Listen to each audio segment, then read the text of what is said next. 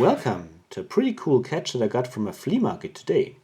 It's this Euro cylinder from ELCA that I got for €1.50. Pretty cool, huh? It comes with a key.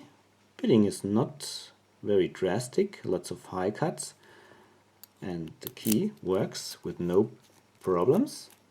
It turns a bit hard, but no big deal. Yeah, this side is a little bit dirty, but also this side works flawlessly. That's an ELCA lock. ELCA A is stamped on the front of the lock, and the keyway, so the profile, the shape here, reminds me a lot of EVVA locks. And in fact, I've seen a video from VDE where he did some research, and he found that ELCA was a German subsidiary of EVVA, and so I think these are just the same type of locks. Alright, enough of talking, let's go to picking. So here's the lock clamped in a vise. That's again the key. Works and is locked up. Had a go on this lock before off camera to get familiar with the feedback, because picking it the first time took me about maybe 10 minutes or more. I used this hybrid pick from Sparrows to pick the pins. Yeah, it took me quite a long time to get it picked the first time. So I hope that I am now able to show you a quicker opening. I'm applying a good amount of tension here and just pushing all the pins down. And yeah, we've got something what I would call a false set, but yeah, I did this before and I didn't get counter rotation, but was just more like a T-pin, and it opened right away. So here I use my rake, I release tension a little bit. Let's see if this works this time as well, and we've got an open. So funny, but here we go, lock is open. Alright, so I'm curious to see what's inside.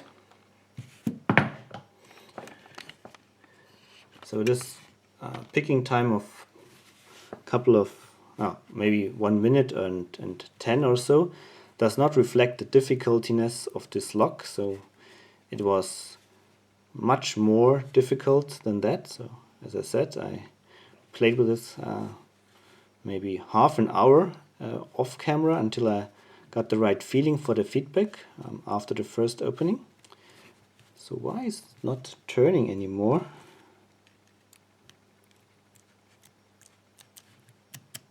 Oh, looks like it's stuck. Do we have the special pins inside? Oh, let's see. Okay, I turn it with the actuator and just feeling if there's something. And yeah, there are some special pins inside. Curious to see that. So I turn it at 180 degrees and put a pinning shoe inside. So now I should be able to gut the lock.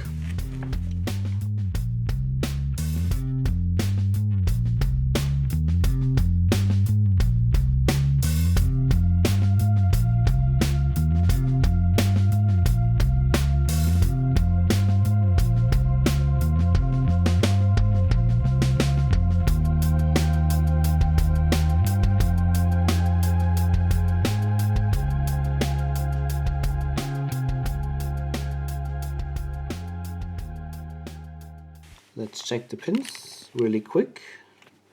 But as I said, these are all standard pins. Nice brass pins. Standard key pins. Standard drivers. Maybe they're a little bit tapered on the end. So this explains the partial opening and the little raking that was required to get the plug completely free. Yeah, here's the plug, nice, smooth, round, nothing particularly special. I wonder how it worked that we got stuck at half of the way turning.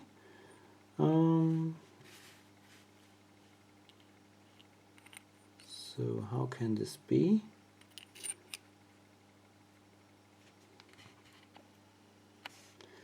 it turns halfway.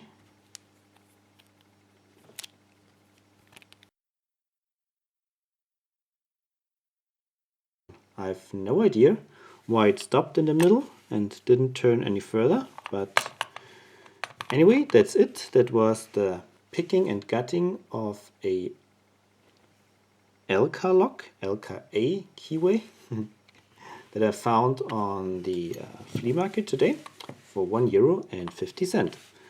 Alright, that was a lot of fun. I hope you enjoyed watching me working on this lock, and until we meet again, thanks for watching, happy picking, and bye bye.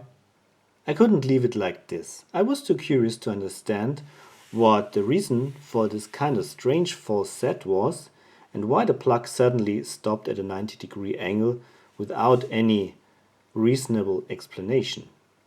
So I reassembled the lock without pins on this side. You can see the pins are still in the tray.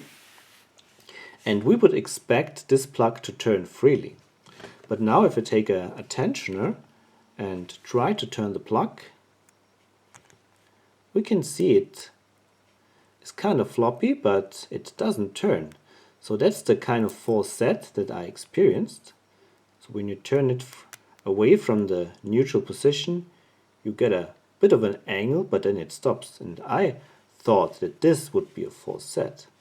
Well, it's not. I used the rake, and I used this pick now for demonstration. I used the rake and I accidentally hit some point in the bag. Try to replicate this here with my pick.